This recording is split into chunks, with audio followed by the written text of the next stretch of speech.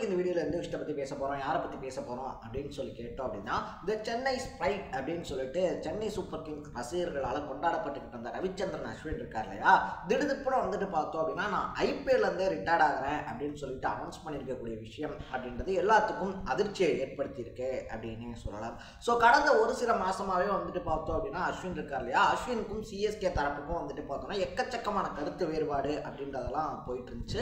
ஒரு பக்கத்தில் வந்துட்டு பார்த்தோம் அப்படின்னா வாலண்டியரா போயிட்டு சிஎஸ்கே டீம் இருக்காங்க இல்லையா, அவங்கள்ட்ட வந்துட்டு என்ன ரிலீஃப் பண்ணுங்க, டீம் வந்து ரிலீஃப் பண்ணுங்க அப்படின்னு சொல்லிட்டு அஸ்வின் கேட்டதாகவும், சென்னை வந்துட்டு பார்த்தோம் அப்படின்னா சரி யோசிச்சு சொல்றோம் அப்படின்னு சொல்லி சொன்னவும் அந்த நியூஸ் அப்படின்றது ஸ்ப்ரெட் ஆகிக்கிட்டு இருந்துச்சு. இன்னொரு பக்கத்தில் வந்துட்டு பார்த்தோம் அப்படின்னா டெவால்ட் பிராவிஸ் இருக்கார் இல்லையா, அவர் எப்படி சிஎஸ்கேக்குள்ள வந்தாரு அப்படின்னு சொல்லிட்டு அஸ்வின் ஒரு விளக்கம் கொடுக்க, அது ரொம்ப பெரிய விவாதத்துக்குள்ளானதுக்கு அப்புறமா பார்த்தோம் அப்படின்னா சென்னை சூப்பர் கிங்ஸ் நிர்வாகம் இருக்காங்க இல்லையா, அவங்க இறங்கி வந்து பார்த்துட்டு இதுல எந்த தப்புமே நடக்க கிடையாது, எல்லா விதமான ரூல்ஸ் அண்ட் ரெகுலேஷன்ஸ் அப்படின்றதையும் ஃபாலோ பண்ணி தான் டெவால்ட் பிராவிஸை நாங்கள் சிஎஸ்கேக்குள்ள கொண்டு வந்தோம் அப்படின்னு சொல்லி சொன்னதா இருந்தாலும் சரி, என்னடா இது இத்தனை வருஷமா வந்துட்டு நகமும் சதையும் மாதிரி வந்துட்டு இருந்தாங்க, ராஜஸ்தான் ராயல்ஸ்ல வந்துட்டு அஸ்வின் விளாண்டப்ப கூட வந்துட்டு பார்த்தோம் அப்படின்னா எப்படா சென்னைக்கு திரும்பி வருவாரு அப்படின்ற மாதிரிலாம் நிறைய பேர் ஃபீல் பண்ணாங்க. பட் இப்போ வந்ததுக்கு அப்புறமா மனுஷன் ஏன்டா வந்தான் அப்படின்னு சொல்லி ஃபீல் பண்ண வைக்கக்கூடிய விதத்தில் பார்த்தோம்னா நிறைய கான்ட்ரவர்சிஸ் உருவாகுதே அப்படின்னு சொல்லிட்டு பலருமே யோசிச்சுக்கிட்டு இருக்கும்போது, இன்னைக்கு திடுதிப்புன்னு வந்துட்டு பார்த்தோம் அப்படின்னா தன்னுடைய எக்ஸ் தள பக்கத்தில் வந்துட்டு எல்லா நாளுமே நல்ல நாள் தான், ஒரு முடிவு எடுக்கப்படுது, ஒரு முடிவு வந்துட்டு முடியுது அப்படின்னா அதே இடத்துல இன்னொரு நல்ல விஷயம் அப்படின்றது ஸ்டார்ட் ஆகும். அதே மாதிரி என்னுடைய ஐபிஎல் இருக்கு இல்லையா, ஐபிஎல் கெரியர் அப்படின்றது இன்னைக்கு எண்டுக்கு வருது.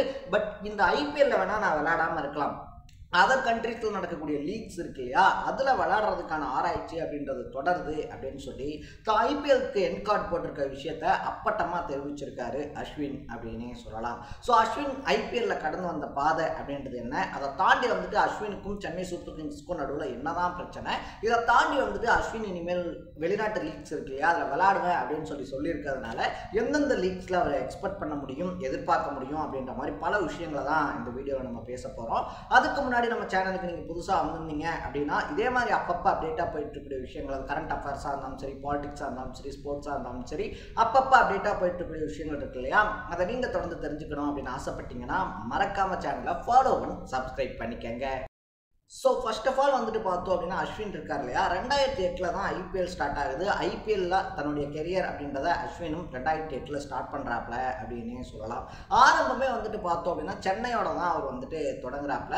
என்னதான் 2008 ஐபிஎல்ல அஸ்வின் காலடி எடுத்து வச்சு சென்னை சூப்பர் கிங்ஸில் வந்திருந்தாலும் அந்த ஒரு ஸ்டார் பிளேயர் அப்படின்ற அந்தஸ்து 2010 தான் அஸ்வினுக்கு கிடைச்சு அப்படின்னே சொல்லலாம். ஸோ அந்த 2008 2009 அந்த 2 வருஷமே வந்துட்டு பார்த்தோம் அப்படின்னா அஸ்வின் ஒரு மெயின் பர்ஃபார்மராக இல்லாமல் ஒரு சப்ஸ்டியூட் எந்த அளவுக்கு இருப்பாங்களோ அந்த மாதிரி ரொம்ப பெரிய லைம் லைட்குள்ள வராம இருந்தாரு அப்படின்னு தான் சொல்லணும். பட் 2010-11 வந்துட்டு சென்னை சூப்பர் கிங்ஸ் இருக்காங்க இல்லையா, அடுத்தடுத்து 2 டைம் கப் அடிச்சதுல அஸ்வினுடைய பங்கு அப்படின்றதும் ரொம்ப பெரிய அளவில் இருந்துச்சு அப்படின்னே சொல்லலாம். அதுல 2011 வந்துட்டு பார்த்தோம் அப்படின்னா கப் அடிக்கிறதுக்கு அஸ்வின் முக்கியமான காரணம் அப்படின்னே சொல்லலாம். அது வரைக்குமே வந்துட்டு பார்த்தோம்னா பவர் பிளேல ஸ்பின்னர்ஸ்க்கு வாய்ப்பு அப்படின்றதே கொடுக்கப்படாது. பட் டோனி வந்துட்டு பார்த்தோம் அப்படின்னா அஸ்வினை நம்பி அவருக்கு பவர் பிளேல முதல் ஓவர் அப்படின்றத கொடுத்திருப்பாரு. 2011 ஃபைனல் மேட்ச்ல கிறிஸ் கெயில் விக்கெட்டை எடுத்து கொடுத்து பார்த்தோம் அப்படின்னா அந்த இடத்துலயே சென்னை சூப்பர் கிங்ஸ் கைக்குள்ள அந்த ஃபைனலை கொண்டு வந்திருப்பாரு அஸ்வின் அப்படின்னே சொல்லலாம். அதை தொடர்ந்து வந்துட்டு பார்த்தோம் அப்படின்னா 2010 நடந்த சாம்பியன்ஸ் லீக் இருக்கு இல்லையா, அதுலயும் வந்துட்டு 13 விக்கெட் அப்படின்றத எடுத்திருப்பாரு. அந்த சாம்பியன்ஸ் லீக் சென்னை வின் பண்றதுக்கு முக்கிய காரணமா இருந்ததோட மட்டும் இல்லாம தொடர் நாயகன் விருது அப்படின்றதையும் வாங்கியிருப்பாப்ல அப்படின்னு தான் சொல்லணும். ஸோ இப்படி வந்துட்டு பார்த்தோம் அப்படின்னா 2008 தன்னுடைய ஜேர்னி ஆரம்பிச்சாலும் 2 வருஷத்துல வந்துட்டு சிஎஸ்கேனுடைய மெயின் பில்லர்ஸ் அப்படின்னு சொல்லுவாங்க இல்லையா, ஒரு பக்கத்துல பார்த்தோம் அப்படின்னா தல தோனி, இன்னொரு பக்கத்துல சின்ன தல சுரேஷ் ரெய்னா, இந்த பக்கம் ரவீந்தர் ஜடேஜா, ரவிச்சந்திரன் அஸ்வின் அப்படின்னு சொல்லிட்டு இந்த 4 பேருமே ஒரு காலகட்டத்தில் சென்னையினுடைய மெயின் பில்லர்ஸா இருந்தாங்க அப்படின்னு தான் சொல்லணும். ஸோ அப்படி வந்துட்டு பார்த்தோம் அப்படின்னா சென்னையில் அசைக்க முடியாத ஒரு தூண் அப்படின்ற இடத்துக்கு ரவிச்சந்திரன் அஸ்வின் வந்தாரு அப்படின்னே சொல்லலாம். அதுக்கப்புறமா வந்துட்டு பார்த்தோம் அப்படின்னா இந்த பிரான்சைஸ் மாதிரி விளையாடுறது அப்படின்ற மாதிரி புனேக்காக விளையாடி இருந்தாரு. அதுக்கப்புறமா பார்த்தோம் அப்படின்னா பஞ்சாப் இருக்கு இல்லையா, பஞ்சாப்காக விளையாடி இருந்தாரு. லாஸ்டா ராஜஸ்தான் ராயல்ஸ் இருக்கு இல்லையா, அதுக்காக விளையாடி இருந்தாரு. ஸோ ஒரு கட்டத்தில் சென்னை சூப்பர் கிங்ஸ்ல இருந்து ரிலீவான அஸ்வின் வந்துட்டு பார்த்தோம் அப்படின்னா 2025 மறுபடியும் சென்னை சூப்பர் கிங்ஸ்குள்ள வராரு அப்படின்னு சொல்லலாம். ஸோ தலைவன் இஸ் பேக் அப்படின்னு சொல்லிட்டு அஸ்வினுடைய ரிட்டன் இருக்கு இல்லையா, அதை கொண்டாடாத சிஎஸ்கே ஃபேனே இருக்க முடியாது அப்படின்றதுனால அப்படின்ற மாதிரி எக்கச்சக்கமான செலிப்ரேஷன்ஸ்க்கு மத்தியில தான் அஸ்வின் உள்ள வந்தாரு. அஸ்வின் உள்ள வந்ததோட மட்டும் இல்லாமல் பல பிரச்சனைகளும் உள்ள வந்துச்சு அப்படின்னே சொல்லலாம். ஸோ ஃபர்ஸ்ட் ஆஃப் ஆல் வந்துட்டு பார்த்தோம் அப்படின்னா இந்த சீசன் எண்ட்லேயே வந்துட்டு அஸ்வினுக்கும் சிஎஸ்கே தரப்புக்கும் மனக்கசப்பு அப்படின்ற மாதிரி நியூஸ் ஸ்ப்ரெட் ஆக ஆரம்பிச்சிச்சு. அதுக்கு முக்கியமான காரணம் என்ன அப்படின்னு சொல்லி பார்த்தோம்னா இந்த டோர்னமெண்ட் இருக்கு இல்லையா 2025 வந்துட்டு அந்த சீசனில் அஸ்வினுக்கு வெறும் 9 மேட்ச் விளாட்றதுக்கான வாய்ப்பு அப்படின்றது தான் கொடுக்கப்பட்டிருந்துச்சு. அதுக்கு முன்னாடி வரைக்குமே அஸ்வின் விளாண்ட எல்லா ஃப்ரான்ச்சைஸ்லையுமே எல்லா டீம்லையுமே அஸ்வினுக்கு எல்லா மேட்ச்லையுமே பார்த்தோம் அப்படின்னா டீமில் இடம் அப்படின்றது இருக்கும். ஸோ அஸ்வின் ரொம்ப எக்ஸைட்மெண்ட்டோட சிஎஸ்கே வந்தாலும் அஸ்வின் எதிர்பார்த்த அந்த அளவுக்கு அங்கீகாரம் அப்படின்றது அஸ்வினுக்கு தரப்படலை அப்படின்றது தான் அஸ்வினுடைய ஆதங்கத்துக்கு இவ்வளோ முக்கியமான காரணம் அப்படின்னு சொல்றாங்க. ஸோ வெறும் 9 மேட்ச் விளையாட சொன்னப்போ வந்துட்டு பார்த்தோம் அப்படின்னா என்னுடைய நிலை இருக்கு இல்லையா, என்னுடைய பர்ஃபார்மன்ஸ் அப்படின்றத தாண்டி டீம்ல என்னுடைய கான்ட்ரிபியூஷன் அப்படின்றது என்னவா இருக்க போகுது. இதே மாதிரி 9 மேட்ச் தான் வந்துட்டு நான் அடுத்த சீசன்ல விளையாட போறேன்னா எனக்கு தெளிவாக வந்துட்டு பார்த்தோம் அப்படின்னா ஒரு விளக்கம் கொடுங்க அப்படின்னு சொல்லிட்டு அஸ்வின் சிஎஸ்கே கிட்ட கேட்டிருக்காரு. இதுதான் அந்த முட்டல் மோதல் இருக்கு இல்லையா, அதுக்கான ஆரம்ப புள்ளி அப்படின்னு சொல்றாங்க. ஸோ அந்த இடத்துலயே வந்துட்டு பார்த்தோம் அப்படின்னா சிஎஸ்கே இருக்காங்க இல்லையா, சிஎஸ்கேக்கும் அஸ்வினுக்கும் நடுவில் ஒரு மாதிரி நெருடல் ஆரம்பிச்சிருச்சு அப்படின்னு சொல்லப்படுது. ஸோ இதை தாண்டி வந்துட்டு பார்த்தோம் அப்படின்னா அஸ்வின் இருக்கார் இல்லையா, அஸ்வின் வந்துட்டு டெவால்ட் ப்ராவிஸ் எப்படி டீமுக்குள்ளே வந்தார் அப்படின்ற மாதிரி ஒரு விளக்கத்தை கொடுத்துருந்தாப்புல. அதாவது குர்ஜதீப் சிங் இருக்கார் இல்லையா, ஸோ அவர் வந்துட்டு பார்த்தோம் அப்படின்னா விளையாட முடியாத மாதிரியான ஒரு சுச்சுவேஷன் அப்படின்றத உருவாக்கும் போது தான் டெவால்ட் ப்ராவிஸ் உள்ளே வந்தார். பட் அந்த சமயத்தில் டெவால்ட் ப்ராவிஸை வந்துட்டு பல டீமுமே அப்ரோச் பண்ணியிருந்தாங்க. அவர் ஹை அமௌண்ட் அப்படின்றது கேட்டதுனால பார்த்தோம் அப்படின்னா அதர் டீம்ஸால் அவரை வாங்க முடியல. சென்னை வந்துட்டு அதை வச்சு அவரை டீமுக்குள்ளே கொண்டு வந்துட்டாங்க அப்படின்ற மாதிரி சொல்லியிருந்தாங்க.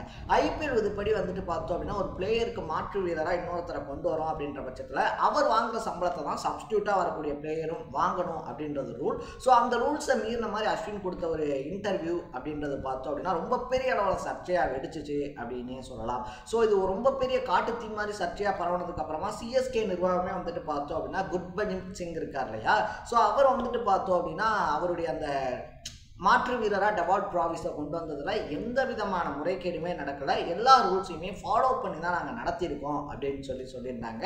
இதுவுமே வந்துட்டு சிஎஸ்கே விசஸ் அஸ்வின் அப்படின்றத மோதலை பெருசாக்கி இருந்துச்சு அப்படின்னு சொல்லப்படுது. ஸோ இது எல்லாம் சேர்ந்து தான் வந்துட்டு பார்த்தோம் அப்படின்னா இனிமேல் சிஎஸ்கேல பயணிக்க முடியாது அப்படின்னு சொல்லி அஸ்வின் முடிவு பண்ணதாகவும், அதனால் இனிமேல் நம்ம இந்த ஐபிஎல் கேம் இருக்கு இல்லையா அதை விட்டுட்டு வந்துட்டு பிசிசிஐயோட ஒரு பிளேயர் கான்ட்ராக்ட் வச்சிருந்தாரு அப்படின்னா அவர் வெளிநாட்டு தொடர்களில் விளையாட முடியாது அப்படின்ற விதி இருக்கு. ஸோ அஸ்வின் இனிமேல் ஐபிஎல்லே விளையாடல அப்படின்னா அந்த கான்ட்ராக்டும் கேன்சல் பண்ணப்படும். அஸ்வினும் வந்துட்டு பார்த்தோம் அப்படின்னா பல்வேறு நாடுகளில் நடக்கக்கூடிய லீக் தொடர் இருக்கு இல்லையா, சவுத் ஆப்பிரிக்காவில் நடக்கக்கூடிய எஸ்ஏ T20 மாதிரி பல தொடர்கள் அப்படின்றது வர இருக்கு அப்படின்னு தான் சொல்லணும். ஸோ அந்த மாதிரி வந்துட்டு பார்த்தோம் அப்படின்னா பல தொடர்கள் அஸ்வின் விளையாடுறதுக்கான வாய்ப்பும் இருக்கு. அது மட்டும் இல்லாமல் அஸ்வின் பயிற்சியாளர் ஆகிறதுக்கான வாய்ப்பு அப்படின்றதும் எக்கச்சக்கமாக இருக்கு அப்படின்னு சொல்லப்படுது. ஸோ இப்படி வந்துட்டு பல வாய்ப்புகள் அப்படின்றது அவருக்கு முன்னாடி இருக்கு. அவர் என்ன எடுக்க போறாரு, அடுத்து என்னவா உருமாறி நம்ம முன்னாடி வந்து நிற்க போறாரு அப்படின்றத நம்ம வெயிட் பண்ணி தான் பார்க்கணும். இன்னொரு பக்கத்தில் வந்துட்டு பார்த்தோம் அப்படின்னா அஸ்வினை சுற்றி இருக்கக்கூடியவங்க நெருங்கி இருக்கக்கூடியவங்க சொல்ற விஷயம் என்னன்னா அஸ்வின் எதாக இருந்தாலுமே டைரக்ட் டு ஃபேஸ் வந்துட்டு பேசிடுவாப்புல. ஸோ எதையும் இந்த ஒளிச்சு மறைச்சு பேசுறது அப்படின்றதெல்லாம் கிடையாது. அவர் மனசில் என்ன பட்டுச்சோ அதை வந்துட்டு பேசிடுவார். சிஎஸ்கே இஷ்யூலையுமே வந்துட்டு பார்த்தோம் அப்படின்னா அவர் மனசில் என்ன பட்டுச்சோ அதை தான் பேசினார். சிஎஸ்கே நிர்வாகத்தை குறை சொல்லணும் அப்படின்ற இதுலலாம் அவர் பேசலை. அவருக்கு என்ன தோணுச்சோ என்ன பட்டுச்சோ அதை தான் பேசினார். இதனால் ஒன்றும் சர்ச்சை கிடையாது. இதனால் வந்துட்டு அஸ்வின் ஐபிஎல் விளையாட மாட்டேன்னுலாம் சொல்லலை.